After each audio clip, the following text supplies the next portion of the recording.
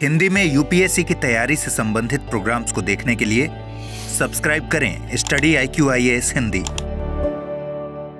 गरिमापूर्ण जीवन जीने का अधिकार आपका मौलिक अधिकार है, जिसको आर्टिकल 21 प्रोटेक्ट करता है।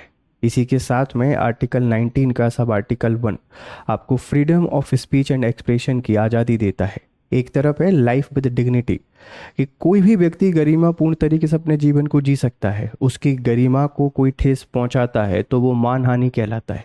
और दूसरी तरफ आर्टिकल 19 का सब आर्टिकल 1 है, जो आपको freedom of speech and expression की, मतलब स्पीच एंड एक्सप्रेशन की फ्रीडम देता है। आप कुछ भी बोल सकते हैं और किसी भी तरीके से अपने आप को एक्सप्रेस कर सकते हैं। अब मुद्दा इन्हीं से रिलेटेड है। हाल ही में सुप्रीम कोर्ट ने बोला है अपने ही एक वर्डिक्ट पर विचार करने का, कि क्या मानहानि को आपराधिक श्रेणी से निकाला जाए, क्योंकि मानहानि को हमने जब से आपराधिक श्रेणी में शामिल किया है, ऐसा लगता है कि युवा, मीडिया और सामाजिक कार्यकर्ता जो हैं, इनकी आवाज़ पर हमने प्रतिबंध लगा दिया है। तो इस आवाज़ को और बुलंद किया जाए और इनको बोलने का मौका दिया जाए, तो क्यों ना हम मानहानि को आपराधिक श्रेणी से बाहर निकाल दें। मेरा नाम है गौरव शर्मा। हम आपसे डिस्कस करते हैं बहुत ही शानदार टॉपिक जो आपकी यूपीएससी जीएस से डायरेक्ट कनेक्ट होते हैं, आपको प्रीलिम्स और मेंस में हर जगह बहुत ही हेल्प करते हैं। आज एक बहुत ही इंपॉर्टेंट मुद्दा है जो इंडियन पॉलिटी, गवर्नेंस और एथिक्स से सीधा रिलेट करता है। इसमें समझने की कोशिश करेंगे मानहानि क्या है, इसके पक्ष और विपक्ष में तर्क भी जानेंगे, साथ में देखेंगे इससे संबंधित बहुत सारे केसेस। चलिए तो शुरू करते हैं आज की इस कहानी को। पीछे आपको दिखाई दे रहा होगा कि मानहानि होगा अपराध की श्रेणी से बाहर। मैं आपको एक न्यूज़ सुनाता हूँ, न्यूज़ दिखाता हूँ कि क्या मानहानि को आपराधिक कैटेगरी से बाहर करेगा सुप्रीम कोर्ट। जेएनयू के केस की सुनवाई में दिए पुनर्विचार के संकेत। माननीय सुप्रीम कोर्ट की सबसे अच्छी बात क्या है, ये अपने फैसलों की समीक्षा करता है। ये कहता है कि जो हमने पहले दिया है, अगर उसमें सुधार की संभावना है, हम इसमें समीक्षा करेंगे, हम इसको रिव्यू करेंगे, और हमको लगता है कि हमने जो फैसला दिया है वो पहले से और बेहतर हो सकता है, तो उसको बदल देंगे। भारत के संविधान का आर्टिकल 137 ये इसी के बारे में बात करता है। जुडिशियल रिव्यू की बात की गई है। सुप्रीम कोर्ट अपने ही जो फैसले हैं उन फैसलों को रिव्यू करके उनको बदल देता है। और यही भारतीय न्यायपालिका की विशेषता है कि सुप्रीम कोर्ट अपनी गलतियों को एक्सेप्ट करके और खुद उनको सुधारने का काम करता है। मुद्दा है मानहानि का। सर मानहानि होती क्या है? देखिए, जैसे कोई व्यक्ति है, आप उसके बारे में किसी भी तरीके की उल्टी सीधी बातें कर रहे हैं, आप उसको मानहानि या डिफेमिनेशन के नाम से जानते हैं। मतलब आपने किसी व्यक्ति के बारे में उल्टी सीधी बातें की या उसको आपने एक तरीके से डिफेम करने की कोशिश की, लोगों के सामने उसको गलत साबित करने की जो कोशिश की, वही मानहानि कहलाता है, डिफेमिनेशन कहलाता है। हालांकि जनहित के मुद्दों से संबंधित कोई भी मामला है, तब आप किसी के बारे में कुछ ही बोलेंगे वो मानहानि नहीं कहलाएगा। लेकिन निजी, पर्सनल और ऐसा कुछ भी जो पब्लिक इंपॉर्टेंस से रिलेटेड नहीं है और फिर आप उसके ऊपर टिप्पणी कर रहे हो, तो वो डिफेमिनेशन कहलाता है, वो मानहानि कहलाता है। इस बात को ध्यान रखिएगा। जैसे आपने सुना होगा एक मामला कि एक नीरव मोदी करके व्यक्ति थे, उन्होंने कोई अपराध किया, बैंक का पैसा लेकर भाग गए। तो वो एक हमारी पॉलिटिशियन है, वो बार बार मोदी कम्युनिटी को चोर और अपराधी कहने लगे। तो मोदी कम्युनिटी ने फिर केस कर दिया था उस पॉलिटिशियन पर कि हमारा डिफेमिनेशन का काम है, एक व्यक्ति की सज़ा हमें कैसे कोई दे सकता है। तो जब किसी के बारे में आप कुछ उल्टा सीधा बोलते हैं या उसको आप एक तरीके से एक्सपोज करने की कोशिश करते हैं और जहाँ पर उसकी गलती नहीं है वहाँ भी उसको गलत साबित करने की कोशिश करते हैं, तो ये डिफेमिनेशन या मानहानि का केस हो जाता है। क्योंकि उसके कारण उस व्यक्ति की जो साख है, उस साख पे एक नेगेटिव इम्पैक्ट पड़ता है। अभी जो मानहानि का मामला है ना, भारत के संविधान के 2 आर्टिकल में बड़ा कॉन्ट्राडिक्टरी है। एक आर्टिकल 19 का सब आर्टिकल 1 आपसे कहता है कि ये आपसे कहता है कि फ्रीडम ऑफ स्पीच, यहाँ पे लिखा हुआ है freedom of speech and expression, आपके पास वाक्य एवं अभिव्यक्ति की आज़ादी है। और दूसरे नंबर पर जो आर्टिकल 21 है, ये आर्टिकल 21 कहता है 21 कि लाइफ विथ डिग्निटी। अब एक तरफ तो आप गरिमा की बात कर रहे हो, दूसरी तरफ आप फ्रीडम ऑफ स्पीच की बात कर रहे हो, तो दोनों के बीच में कॉन्ट्राडिक्टरी है। हालांकि इसका सॉल्यूशन 19 के सब आर्टिकल 2 में यहाँ पे दिया हुआ है। 19 का जो सब आर्टिकल 2 है वो ये कहता है कि फ्रीडम ऑफ स्पीच पर हम लोग रिस्ट्रिक्शन लगा सकते हैं इन टर्म्स ऑफ पर्सन की डिग्निटी, अगर आप किसी की गरिमा को ठेस पहुंचा रहे हो, नेशनल कोई इशू है या कोई सेंसिटिव इशू है, इन मुद्दों पर आपको फ्रीडम ऑफ स्पीच को वैन भी किया जा सकता है, ध्यान रखिएगा।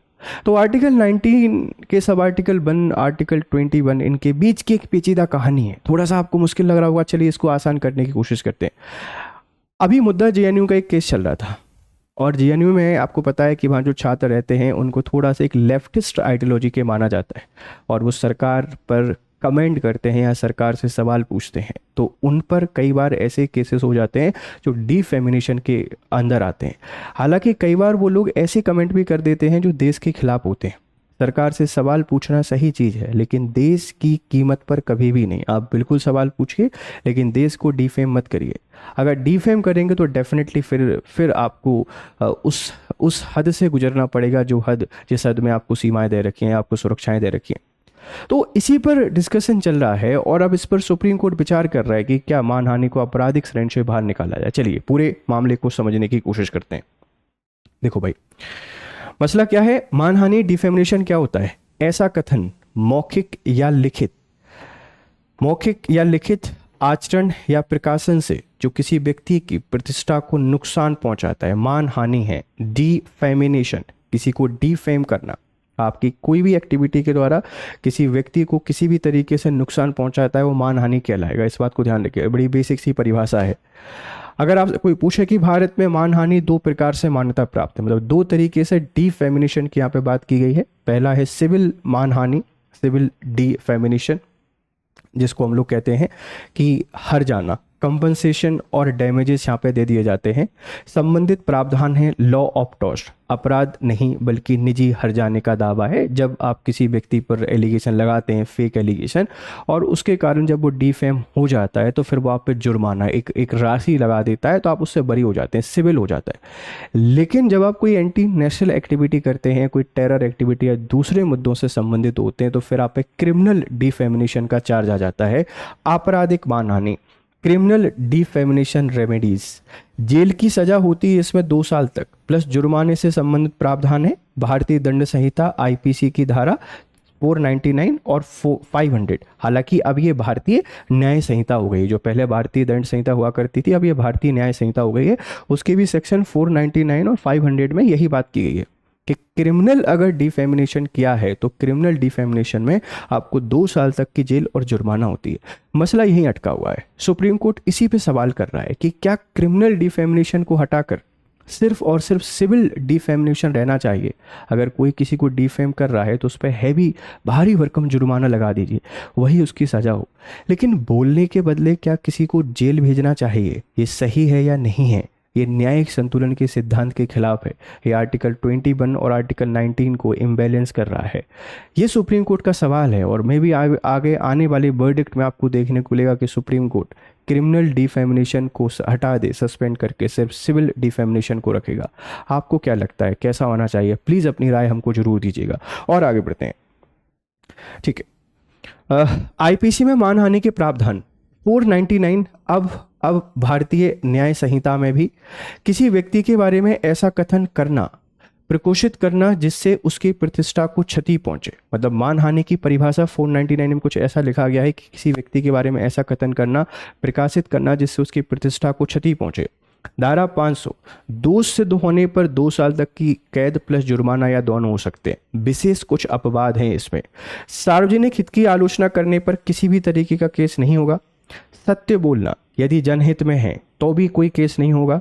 न्यायिक कार्यवाही की रिपोर्ट मांगने पर कोई केस नहीं होगा। सरकारी अधिकारियों की निष्पक्ष आलोचना करने पर, निष्पक्ष कीजिए, अगर गलत कर रहे हैं तो डेफिनेटली आप उनको क्रिटिसाइज कर सकते हैं। ये अपवाद हैं, इन केसेस में कभी भी आपके ऊपर केस नहीं हो सकता, ध्यान रखिएगा। तो 2 तरीके के प्रावधान हैं, इस बात को ध्यान रखेंगे। अभी क्या है, अभी जेएनयू केस और पुनर्विचार के संकेत।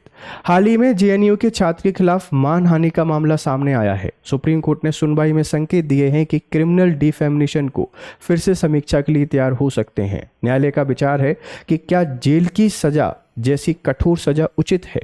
किसी व्यक्ति को बोलने पर क्या जेल भेजना सही है? अगर आप लोगों को जेल भेजते रहेंगे तो फिर बोलने की हिम्मत कोई कैसे करेगा? ना तो मीडिया आवाज़ उठाएगी, ना युवा आवाज़ उठाएगा, और फिर देश का जो शासन है ये अराजक होता चला जाएगा। तो ये सही है या नहीं है, प्लीज़ आप एक बार बताइएगा। क्या सिविल उपाय, कंपेंसेशन ही पर्याप्त नहीं होंगे? अगर कोई डिफेम कर रहा है तो उस पर भारी भरकम जुर्माना लगाना भी एक उपाय हो सकता है। हाँ, एक बात मैं ज़रूर कहूँगा कि अगर देश हित से जुड़ा कोई मुद्दा है, नेशनल इशू से रिलेटेड कोई मुद्दा है और वहाँ देश को कोई डिफेम करने की कोशिश कर रहा है, उसमें तो सज़ा होनी चाहिए। पर्सनल जो मैटर है, उन पर्सनल मैटर में आप सज़ा, मुझे लगता है कि ठीक नहीं है, क्योंकि इसके कारण आप डरा रहे हैं, आवाज़ को बंद करने की कोशिश कर रहे हैं। लेकिन फिर भी आपको क्या लगता है, आपकी राय हमको जरूर दीजिएगा। क्या इससे पत्रकारों, छात्रों और कार्यकर्ताओं पर अनावश्यक दबाव बनता है? बिल्कुल बनता है। बोलने से पहले सोचना पड़ता है कि कब हमको जेल जाना पड़ेगा, कब नहीं जाना पड़ेगा। ये सुप्रीम कोर्ट के सवाल हैं। आपको क्या लगता है, अपनी राय हमको जरूर दीजिएगा, ठीक है।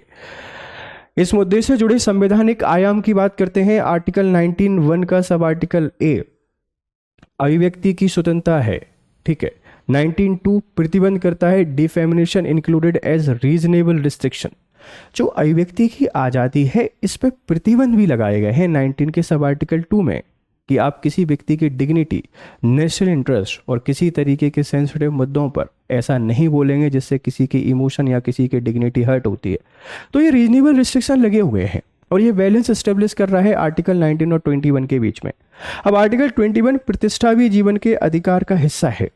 मतलब जिसको आप डिफेम कर रहे हैं, जैसे बोलने की आज़ादी आपकी फ्रीडम ऑफ स्पीच के अंतर्गत आती है, उसी तरीके से डिग्निटी, जो डिग्निटी है या प्रतिष्ठा है, ये आर्टिकल 21 के अंतर्गत राइट टू लाइफ है। तो आप किसी के बारे में उल्टा सीधा बोलकर उसके राइट टू लाइफ को वायलेट कर रहे हो, तो क्राइम है, फिर इसके लिए सजा होनी चाहिए। तो उस पर हाँ, हमने प्रतिबंध लगा के एक बैलेंस एस्टेब्लिश कर दिया है। तो आर्टिकल 19 और 21 के बीच का रिलेशन आपको समझ में आ गया होगा। अंतर्राष्ट्रीय दृष्टिकोण की बात करते हैं। यूके, ब्रिटेन ने क्रिमिनल डिफेमिनेशन को 2009 में समाप्त कर दिया था। यूएसए में केवल सिविल डिफेमिनेशन है, अभिव्यक्ति की स्वतंत्रता को सर्वोपरि माना है। यूएन ह्यूमन राइट्स कमेटी ने क्रिमिनल डिफेमिनेशन लॉज को मानवाधिकारों के खिलाफ बताया है। कई लोकतांत्रिक देशों में आपराधिक मानहानि खत्म कर दी गई है। मतलब सजा वाली जो व्यवस्था है, इसको खत्म करके आप सिर्फ और सिर्फ पेनल्टी लगा दीजिए, पैसा लगा दीजिए, जुर्माना लगा दीजिए, वह सिविल डिफेमिनेशन माना जाएगा। तो सिविल डिफेमिनेशन रिलेवेंट है, प्रासंगिक है वर्तमान कानूनों के हिसाब से। तो मुझे लगता है ये ठीक भी है। क्रिमिनल थोड़ा सा ज़्यादा हो जाता है, एक एक्सट्रीम बायसनेस आ जाती है क्रिमिनल जब डिफेमिनेशन हमको देखने को मिलता है। तो ये अंतर्राष्ट्रीय संदर्भ में आप इस बात को ध्यान रखना। अब पक्ष में क्रिमिनल डिफेमिनेशन हटाने के लिए कुछ लोगों की राय है, वो क्या कहते हैं समझिए। जेल सजा अत्यधिक कठोर है और अलोकतांत्रिक है। ये बात तो मैं भी मानूंगा, क्योंकि लोकतंत्र का मतलब क्या है? लोकतंत्र का मतलब होता है कि आपके पास बोलने की आज़ादी है, अभिव्यक्ति की आज़ादी है। अब किसी को बोलने के बदले अगर जेल जाना पड़ रहा है, हालांकि बोलने वाले को भी रिस्पॉन्सिबल होना चाहिए कि ऐसा कुछ नहीं बोला जाए जो किसी व्यक्ति की गरिमा को ठेस पहुंचाए, लेकिन फिर भी अगर बोला जा रहा है तो जेल जाना शायद ठीक नहीं है लोकतंत्र के लिए। पत्रकार, कार्यकर्ता और विपक्ष की आवाज़ दबाने का हथियार बनता है। ये डेफिनेटली एक टूल, एक वेपन के तौर पे यूज़ किया जाता है। पक्ष विपक्ष बदलते रहते हैं, लेकिन ये हमेशा विपक्ष की आवाज़ दबाने का एक तरीका बन जाता है। पत्रकार नहीं बात कर पाते हैं, कार्यकर्ता ज़्यादा नहीं बोल पाते हैं, नहीं तो डिफेमिनेशन का केस आ जाएगा। सिविल उपाय, मुआवजा पर्याप्त है। लोकतंत्र में आलोचना को दंडित नहीं करना चाहिए। क्रिमिनल डिफेमिनेशन को हटाने के पक्ष में आप अपने इस तरीके के तर्क यहाँ पे दे सकते हैं कि ये चीज़ें थोड़ी सी ठीक नहीं लगती हैं एक लोकतांत्रिक देश के अंतर्गत। अब इसके विपक्ष में क्या है? क्रिमिनल डिफेमिनेशन को बनाए रखने के लिए प्रतिष्ठा व्यक्ति की गरिमा का हिस्सा है और गरिमा का कोई उल्लंघन करेगा तो फिर उसको जेल कर देना चाहिए, ऐसा है इसके विपक्ष में। भारत में सिविल मुकदमे बहुत लंबे चलते हैं, क्रिमिनल डिटर्नेंस जरूरी है, झूठे आरोपों से बचाव का साधन चाहिए। इसका बीच का रास्ता ये हो सकता है कि अगर फेक एलिगेशंस आते हैं, देश के खिलाफ कोई आवाज़ आती है या सेंसिटिव मुद्दों पर कोई आवाज़ आती है, तो उस मसले पर सज़ा मस्ट होनी चाहिए। पर्सनल इशूज़ पे या नॉर्मल जो सवाल होते हैं उन पर सज़ा को हटा दिया जाना चाहिए। एक बीच का रास्ता, एक मध्य का रास्ता यहाँ पर हो सकता है, ध्यान रखिएगा। अब हम आपको बताते हैं सुप्रीम कोर्ट के कुछ वर्डिक्ट जहाँ पर जो अभिव्यक्ति की आज़ादी है, मानहानि पर डिस्कशन किया गया है। Harbhajan Singh versus state of Punjab 1965 का ये पहला मामला है। मुद्दा, पब्लिक ऑफिसर की आलोचना को डिफेमिनेशन माना गया था। जो पब्लिक ऑफिसर हैं इनकी आप आलोचना कर रहे हैं, डिफेमिनेशन माना गया, मानहानि मानी, किसने? पंजाब जो कोर्ट है उस पंजाब कोर्ट के द्वारा, ठीक है। लेकिन कोर्ट ने कहा, सुप्रीम कोर्ट ने कहा है कि fair criticism of public servant in discharge of their duties defamation नहीं है। आप किसी व्यक्ति को उसने ड्यूटी के लिए क्रिटिसाइज कर रहे हो तो वो डिफेमिनेशन नहीं है। 1965 में सबसे पहले डिफेमिनेशन को लेकर सुप्रीम कोर्ट ने वर्डिक्ट दिया। आप इसको Harbhajan Singh versus state of Punjab के केस के नाम से जानते हैं, और आप किसी भी पब्लिक ऑफिसर को क्रिटिसाइज कर सकते हैं, ये मानहानि के अंतर्गत नहीं आता, ध्यान रखना। दूसरा मसला है TV Rama Subba Iyer versus AMA Moinuddin, 1972 का केस है। मुद्दा समाचार पत्र द्वारा मानहानि। निर्णय, कोर्ट ने कहा है कि सत्य, ट्रुथ अगर सार्वजनिक हित में है तो डिफेमिनेशन नहीं है। मतलब समाचार पत्र अगर कोई भी बात लिखते हैं जो पब्लिक इंटरेस्ट के लिए है और किसी व्यक्ति के बारे में गलत लिखा हुआ है और वो पब्लिक इंटरेस्ट से जुड़ा हुआ है तो डिफेमिनेशन कभी भी नहीं माना जाएगा। मतलब आप पब्लिक ऑफिसर को क्रिटिसाइज कर सकते हो, 1965 में बोल दिया। 1972 में बोला कि मीडिया के पास अधिकार है, वो किसी के बारे में लिख सकती है, कुछ भी लिख सकती है अगर पब्लिक इंटरेस्ट से रिलेटेड है। ये मानहानि या डिफेमिनेशन के अंतर्गत नहीं आएगा, ध्यान रखिएगा। फिर R Rajagopal versus state of Tamil Nadu 1994 का है। ऑटो शंकर केस के नाम से जाना जाता है। ये बहुत ही इंपॉर्टेंट वर्डिक्ट है इन टर्म्स ऑफ मानहानि। मुद्दा प्रिजनर्स, ऑटो शंकर की आत्मकथा प्रकाशित करने का मामला। निर्णय, कोर्ट ने कहा है कि प्राइवेसी और रेपुटेशन दोनों महत्वपूर्ण है। मीडिया को बिना तथ्य जांच और बिना सहमति गलत आरोप लगाने का अधिकार नहीं है। राइट टू प्राइवेसी और राइट टू रेपुटेशन को जुडिशियल मान्यता यहाँ पर दी।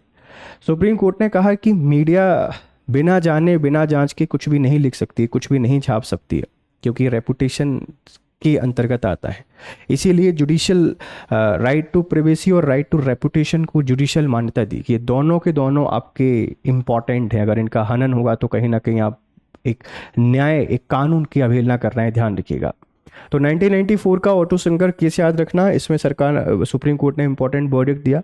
सहारा India real estate versus SEBI 2012, media reporting और अदालत की कार्यवाही।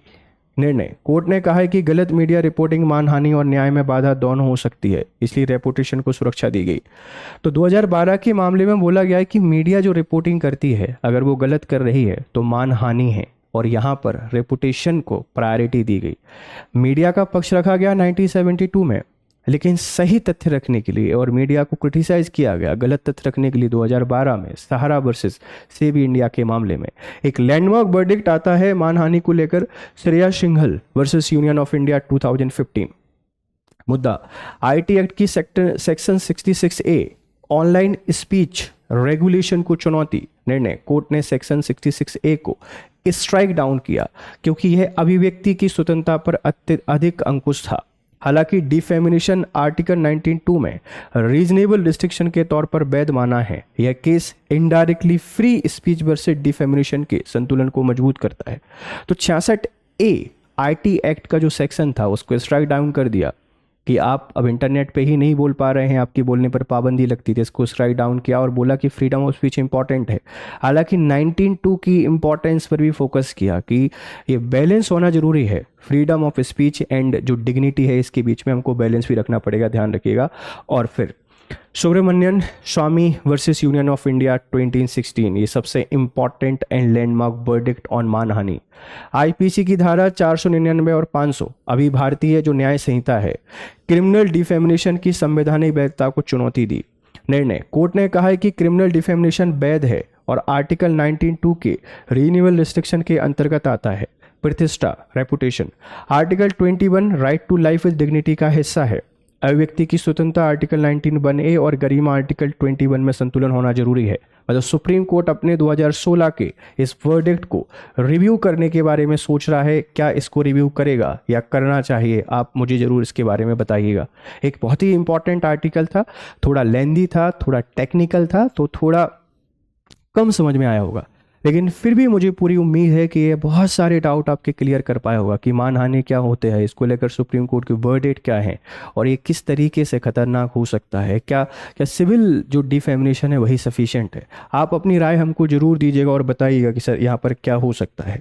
जाते जाते आपके लिए एक इंपॉर्टेंट इन्फॉर्मेशन है। इन्फॉर्मेशन ये है कि अगर आप मुझसे जुड़ना चाहते हैं, ये मेरा टेलीग्राम ग्रुप है, आप इसको ज्वाइन करिए और अपनी प्रिपरेशन कीजिए मेरे साथ। Thank you very much. Have nice time. Good day. Study IQ IAS, आपका सिलेक्शन हमारा मिशन।